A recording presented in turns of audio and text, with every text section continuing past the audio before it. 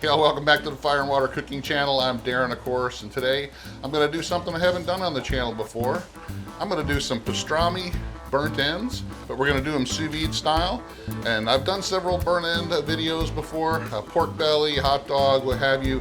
But today we're going to do pastrami burnt ends, and we're going to use a mustard-based barbecue sauce that's going to set this off really great. I'll be right back.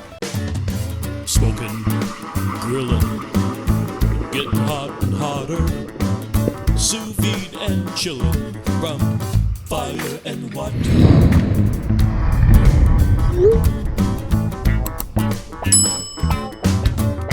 All right, guys, I'm going to be the first to say I'm not the first one that has done this before, but I'm going to be probably the first one who's done it with sous vide and barbecue mixed together. So what I've got here is I purchased a whole cow last year, and I'm getting down to the last few bundles of meat that are in the freezer. And I had a couple 7-bone chuck roasts in there, bone in. And what I did is I took those, and these are about 2 inches thick. And what I did is just I cut all the bones out and kind of trimmed it up. Got a lot of the extra fat and cartilage and connective tissue that I could get off of there. And I put a dry cure on them, and I'll put the link to that below, of the dry cure. I like the dry cure stuff. I don't like the wet cure stuff. It just, for me, it's a lot easier to do a dry cure. I don't have to worry about having a big pan of water in my refrigerator forever. I put a dry cure on the meat, vacuum seal it, stick it in the refrigerator for 7 to 10 days, and it's fine. So these are on the 6th day of the cure, and they're just about ready to come out, I believe. So chuck roast, cured, ready to go. So let me get these out and I'll show you how I'm going to season them. All right, I got all my chuck pieces out of the bag and washed off the cure really well. That's one thing you want to do, is when you're curing anything and you get it done and you're ready to cook it, make sure you get all that cure off of there. You don't want those nitrates penetrating anymore, or you don't want them just left on the outside. Just wash it off really well. You can do this recipe with pre-made corned beef if you want to. I've done it before that way. I've made pastrami with pre-made corned beef before, so it's really easy to do it that way. What I'm going to do now is I'm just going to put just a little bit of the pastrami rub on now before we sous vide it, and then we'll put some more on before we put it on the smoker tomorrow. So just a light coat. And like I said, the pastrami rub recipe will be listed down below. I'm using the one from AmazingRibs.com, the Close to Cats pastrami rub.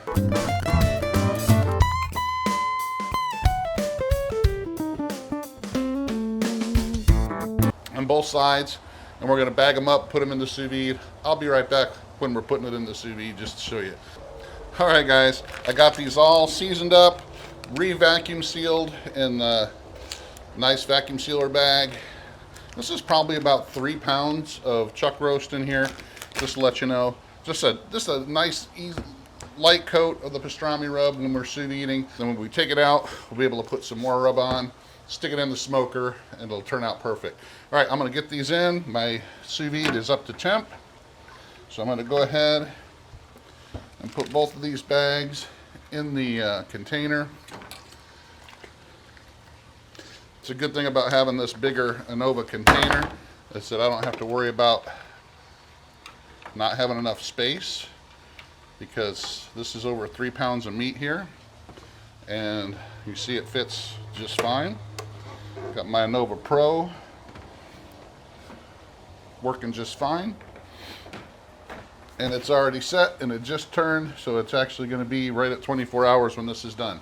I'll see you guys in 24 hours. All right, it's been right about 24 hours or so. I think I got an hour left on here, it says, but it's close enough for me. Got to get this on the smoker. I got my Masterbuilt 800 firing up. Just got it lit. It's coming up to temp pretty quick.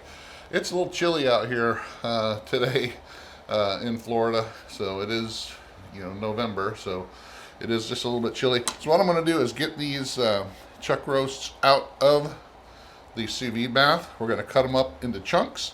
I'm going to put the pastrami rub on them, and then we're going to put them on the smoker. So let me get these out of the bag, get them cut up, and I'll be right back. All right, I got all the purge out of the bag, because with this, since it was brined, it's going to be really salty. We don't need that purge for anything.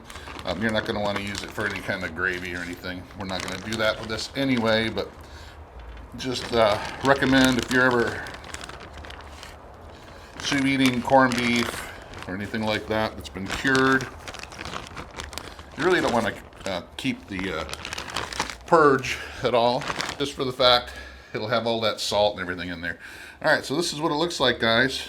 I'm going to keep it fairly wet, so we're not drying it off, and I'm just going to cut it into cubes just like this, like you would with any kind of burnt end. Just try to keep it about, you know, 1.5 inches or 2 inches. You don't want them too small.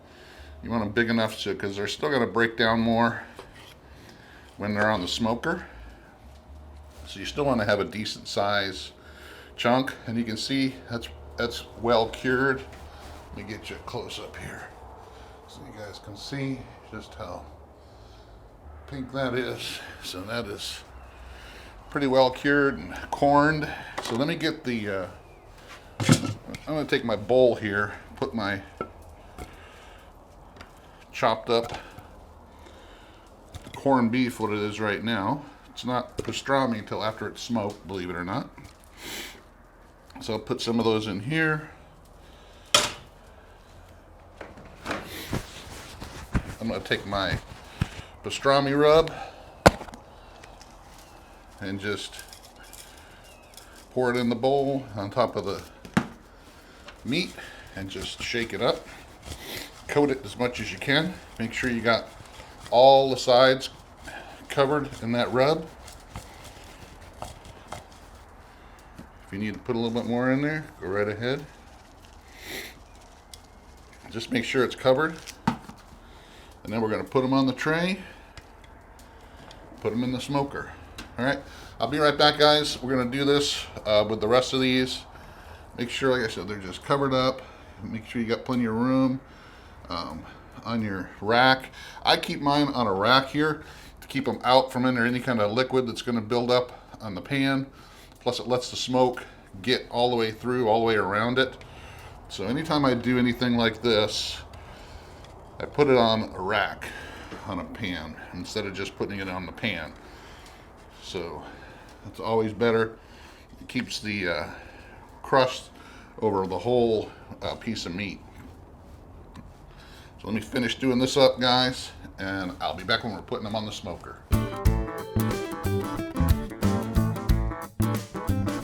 Yeah, guys, I am back, and these are ready. These have been in there about 2 hours or so at a low temperature, about 200. I just wanted to get some smoke to them. Didn't really want them to cook too much. Got the nice crust on there that we're looking for. So now all I'm going to do is take these off the rack, put them in my bowl that I've washed out, and we're going to put some of this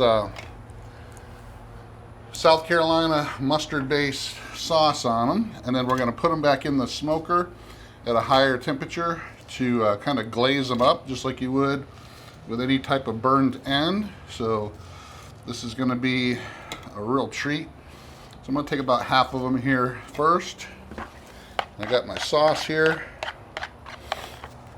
I'm just going to kind of pour it over them, and then we're going to mix them up and then put them back on the rack and put them back in the smoker to glaze them up with this mustard-based barbecue sauce. It's a little sweet, a little mustardy.